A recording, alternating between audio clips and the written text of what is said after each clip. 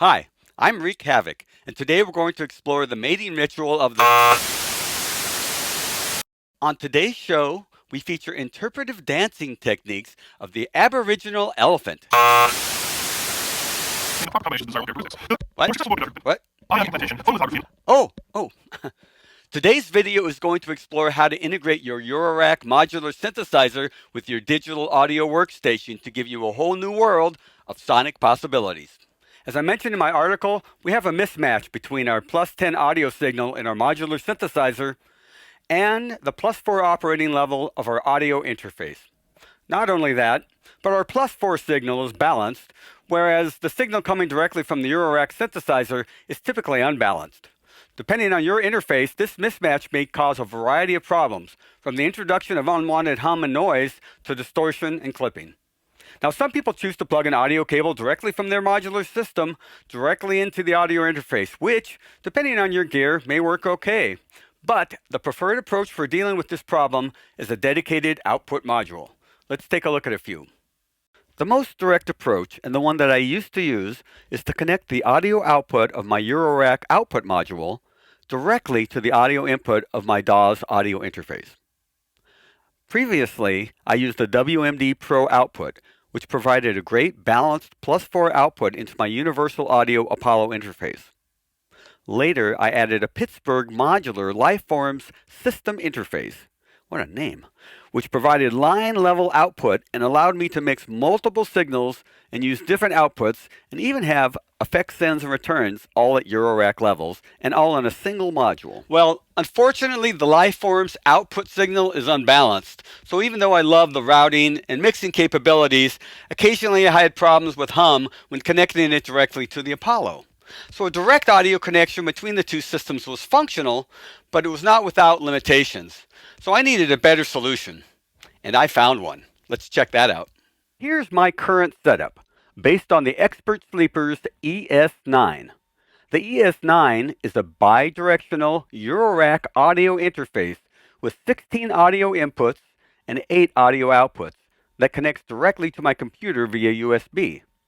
The ES9 accommodates multiple signals from my modular synthesizer and allows me to record each input channel independently.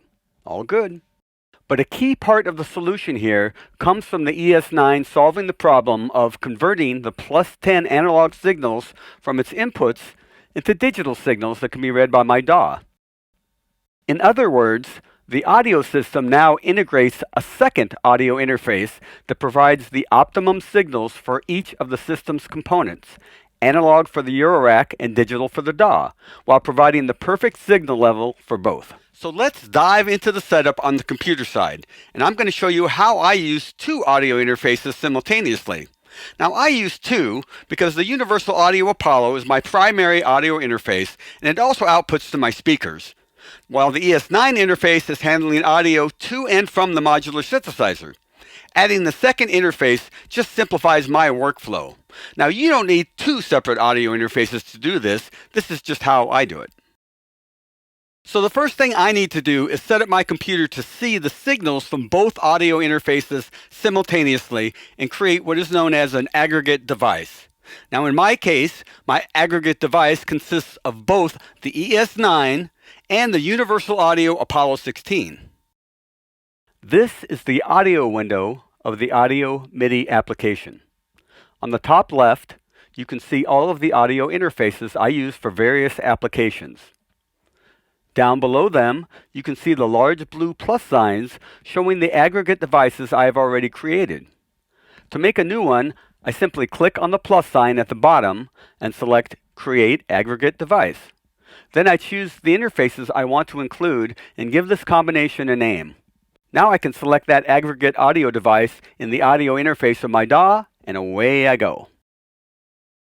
I'm told on the PC side you can use an application called ASIO for All to combine multiple audio interfaces, but I've not tried it. Don't tell anybody. So everything that I'm showing you here on the DAW side is applicable no matter what DAW you use. My DAW of choice is Steinberg's Nuendo. It's extremely powerful and flexible and has a lot of amazing features for spotting to film, as well as all the great features of its sibling, Cubase. Here, I'm showing my audio inputs in the window, and you can see that my aggregate interface contains both the ES9 and the Apollo. Notice here, you can also see my audio inputs on the ES9, each of which corresponds to one of the unit's 14 analog inputs. I have some set up as standard audio inputs to the window, and some as effects returns.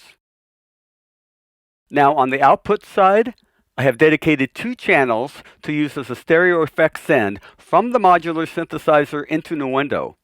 For effects, I'm using a Lexicon 224 reverb plugin with a Studer tape recorder plugin, which adds some analog tape saturation on the input to help smooth out and warm up the signal. In my main mixer, you can see that the ES9 effect sends don't look like the other effect sends. Instead, I'm sending the audio I recorded on my Prophet to 2 of the outputs on the ES9, and I'm using the Rosum Electromusic Panharmonium to process this audio. This resynthesis type of processing produces a really cool synthetic overtone, which is unavailable in the DAW. Then I add an additional stereo track for the return that is routed back to the main output of my DAW, which is my completed audio to be mixed. So in this instance, I'm going the other direction. I'm using a UAD Lexicon 480L plugin to add reverb onto my drum mixer from the modular. Then sending the audio back again to the Eurorack for the final filter stage before it returns again back to the window. So here it is, our first tangible benefits of combining our modular and DAW systems together. We're processing DAW signals with Eurorack hardware, and we're processing Eurorack signals with DAW plugins, giving me sonic capabilities and effects I couldn't have created using either system alone. So my box of crayons just got way bigger, along with my creative options. I used the same concept of external routing and processing to integrate my Eurorack system with other hardware devices like stop boxes, without the need to connect to the computer. So for that, I used a level matching module from Busy Circuits called the SBG, which is specifically designed for guitar stop boxes and offers up to 36 dB of gain on the way back in. The SBG also has a CV input that can accept a control signal from your Eurorack and route it back to the expression pedal input of a connected stop box. The SBG is also an easy way to get the signal from an electric guitar into a Eurorack system for processing. So I like to set up a totally bizarre effects chain for visiting guitar players and then I make them play through it. It's kind of a Brian Eno approach without the consent.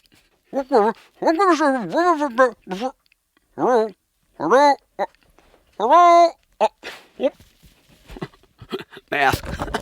COVID. Woohoo! Anyways, I'm going to show you one more audio routing trick that I like to use. Here's another really cool integration. So I love my Chord Chaos Pad effects unit. It gives me a unique way to have real-time control over my effects. I have a pair of Maliko Heavy send and return modules that I use with the Chaos Pad that accommodates its line level signals. It also has a CV input so you can modulate the dry and wet signal. Now being I'm a drummer, I can play a rhythmic pattern on the Chaos Pad screen and get some wild effects that would be tough and tedious to modulate manually or to try to automate.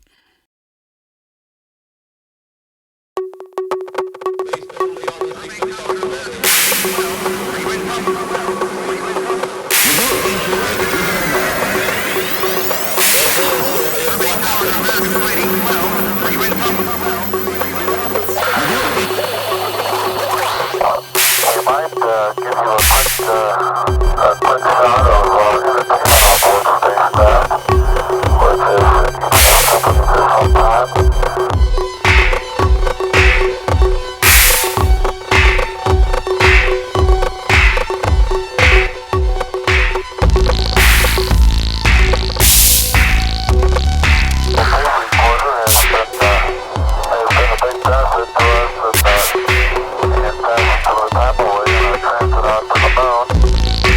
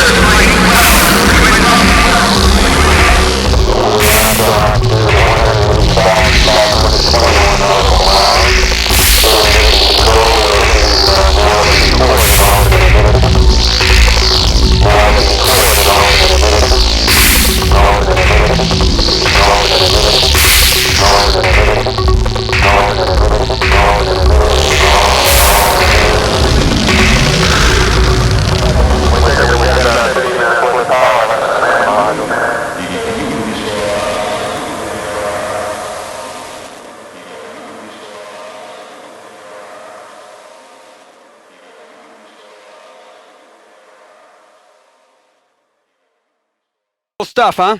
This is why Eurorack modular synthesis is so fun. There's almost nothing you can't do as long as your credit card can keep up. So be sure to check in for part 2 of my 4-part series. My next class will be covering the basics of using MIDI with your modular synthesizer. I'll be using a dedicated MIDI keyboard controller to play my Eurorack synth and show you different ways to control filters, effect parameters, and more in real time. We'll also cover MIDI to trigger setups and integration and look at some different modules that help the whole thing come together. So until next time, I am still Reek Havok.